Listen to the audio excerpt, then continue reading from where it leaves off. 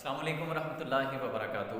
امید کرتا ہوں آپ سب خیریت سے ہوں گے، اور شاہد بھائی امید کرتا ہوں آپ بھی خیریت سے ہوں گے ماشاء اللہ۔ کلاس نمبر 9 کا آغاز کرتے ہیں۔ کلاس نمبر 8 کے اندر میں نے ہمارے شاہد بھائی جو ہیں ان کو میں نے حرکات کے متعلق بتایا تھا کہ حرکات کسے کہتے ہیں۔ زبر زیر پیش کو حرکات کہتے ہیں، زبر کو کیا کہتے ہیں؟ حرکت کہتے ہیں، زیر کو بھی حرکت کہتے ہیں، پیش کو بھی حرکت کہتے ہیں، تینوں کو ملا دیں تو حرکات کہتے ہیں۔ تو میں نے ادائیگی بتائی تھی کہ حرکات جو ہیں زبر کہاں سے ادا ہوتی ہے، زیر کہاں سے ادا ہوتی ہے، پیش کہاں سے ادا ہوتی ہے۔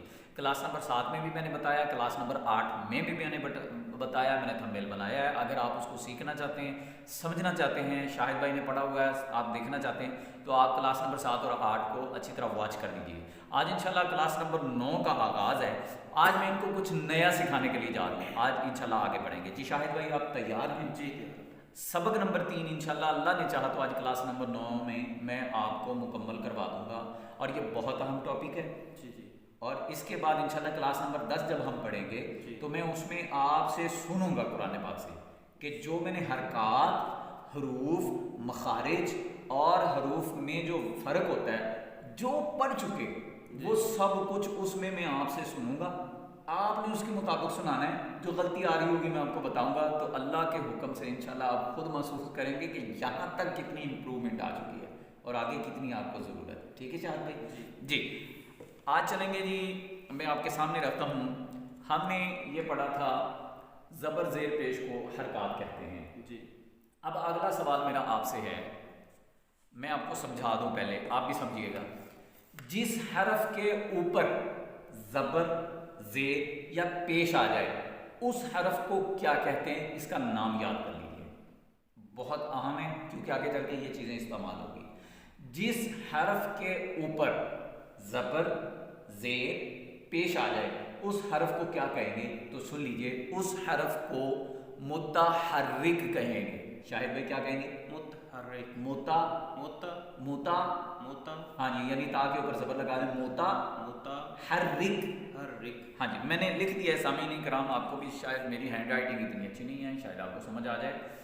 جس حرف کے اوپر کوئی بھی حرکت آ جائے اس حرف کو متحرک کہیں گے۔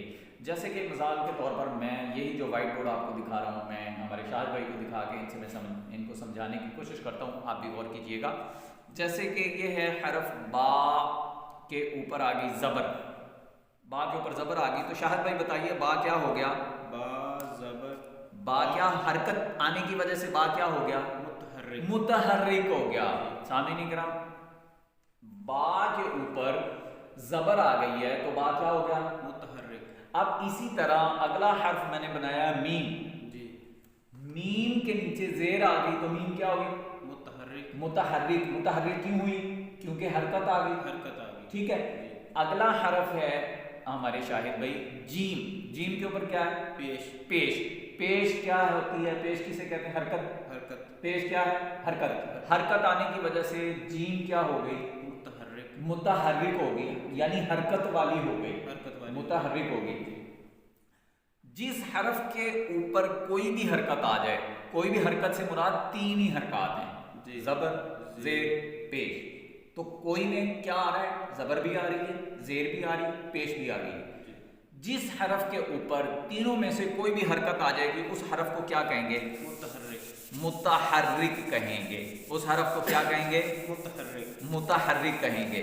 اب مثال کے طور پر میں یہاں پہ لکھ دیتا ہوں صاد۔ صاد کے اوپر زبر آ گئی تو شاہد بھائی بتائیے صاد کیا ہو گیا؟ متحرک، متحرک ہو گیا۔ متحرک کیوں ہوا ہے جی؟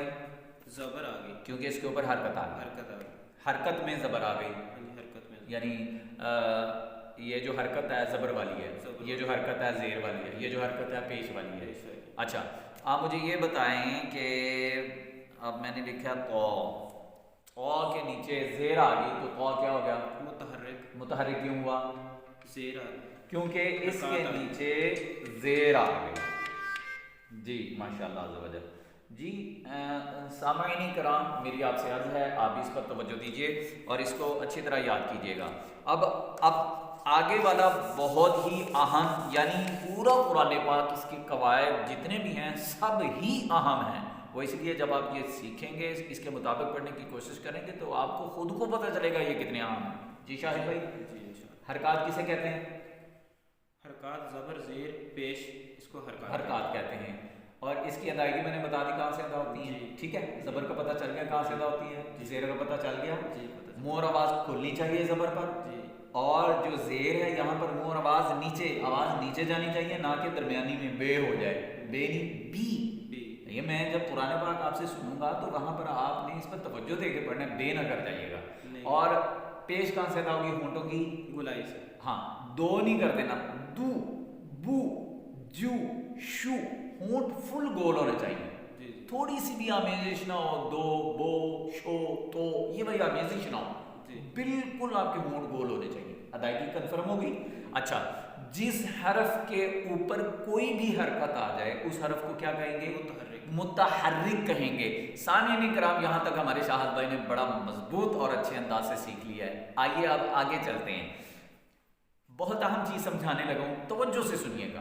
شاہد بھائی، اب سوال یہ ہے کہ زبر زیر پیش ان کو کیسے پڑھیں گے؟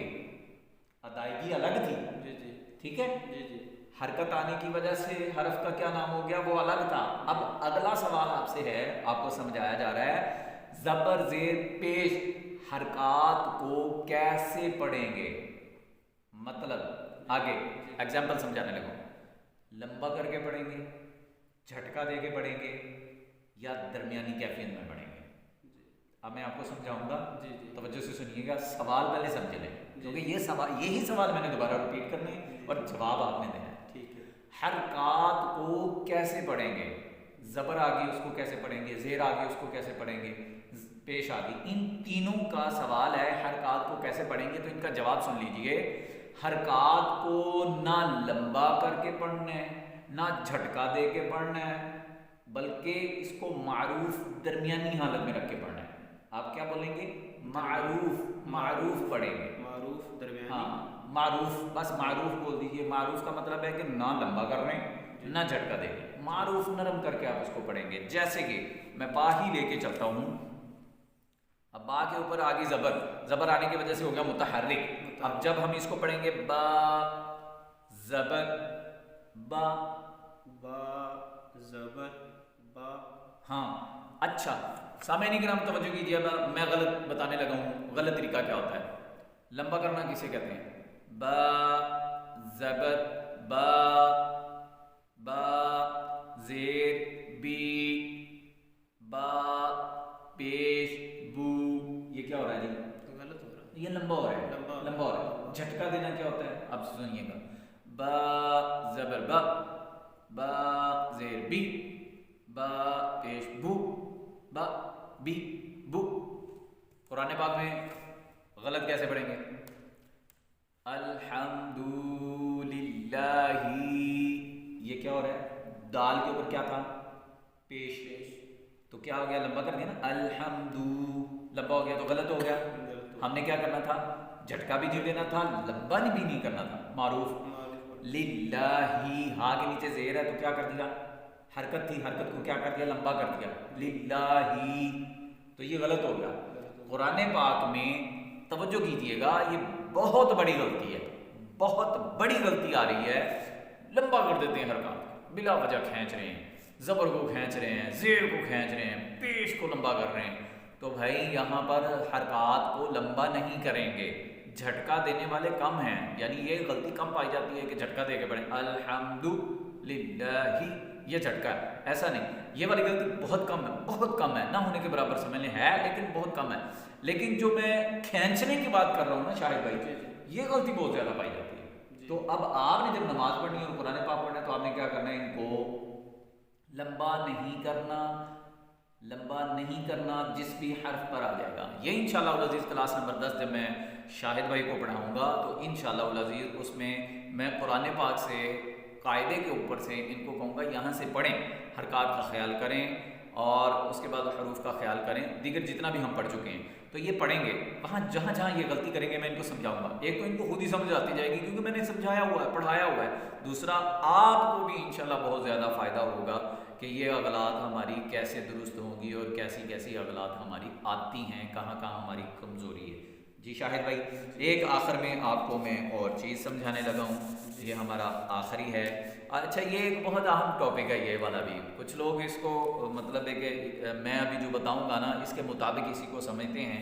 دو چیزیں ہیں، یہ ہے الف ہے، ٹھیک ہے، الف۔ اب یہاں پر میں یہ سبق نمبر 3 کے اندر ہی آ جاتا ہے، یہاں پر زبر زیر پیش یا جزم ابھی میں نے سمجھانی ہے، اوپر نیچے کچھ بھی آ جائے شاہد بھائی، الف کے اوپر نیچے کچھ بھی آ جائے، زبر آ جائے، زیر آ جائے، پیش آ جائے، جزم آ جائے، دو زبر آ جائیں، دو پیش آ جائیں، دو زیر آ جائیں، الف کے اوپر نیچے کچھ بھی آ جائے، آپ بھی توجہ کیجیے گا، اس کو الف نہیں پڑھیں گے۔ الف ہمیشہ خالی ہوتا ہے، یہ جو ہے حرف، یہ الف ہے، یہ ہمیشہ خالی ہوگا، اس کے اوپر نیچے کچھ بھی نہیں ہوگا۔ تو جس کے اوپر نیچے کچھ آ رہا ہے اس کو پڑھتے ہیں حمزہ۔ کیا پڑھیں گے؟ حمزہ۔ سبق نمبر 3 جب میں یہ پڑھاؤں گا نا آپ کو، اس میں سب سے پہلا جو حرف آ رہا ہے نا وہ حمزہ ہے، الف کی شکل میں، جس کے اوپر نیچے کچھ آ رہا ہے وہ کیا ہے؟ حمزہ، یعنی الف ہے اور الف کے اوپر نیچے کوئی بھی حرکت آ رہی ہے تو وہ الف نہیں ہے، وہ حمزہ ہے۔ الف ہمیشہ خالی ہوتا ہے۔ سبق نمبر 7 جب میں آپ کو پڑھاؤں گا وہاں پر الف کا جو کنسیپٹ ہے وہ کلیئر کروں گا، ٹھیک ہے؟ پورے قرآن پاک میں الف کی جو پہچان ہے، پورے قرآن پاک میں آپ کو موٹا کلیئر بتا دوں گا، آنکھیں بند کر کے آپ بتا دیں گے یہاں پر الف ہے۔ اور حمزہ کی پہچان کیا ہے؟ آپ بھی توجہ کر لیجئے، جس بھی الف کے اوپر نیچے کچھ بھی حرکت آ جائے اس کو کیا پڑھیں گے؟ حمزہ۔ امید کرتا ہوں کہ آپ کو یہ بات سمجھ آ گئی ہوگی جو میں نے سبق پڑھا دیا، یہ قواعد میں نے پڑھا دی ہیں سبق نمبر 3 کے۔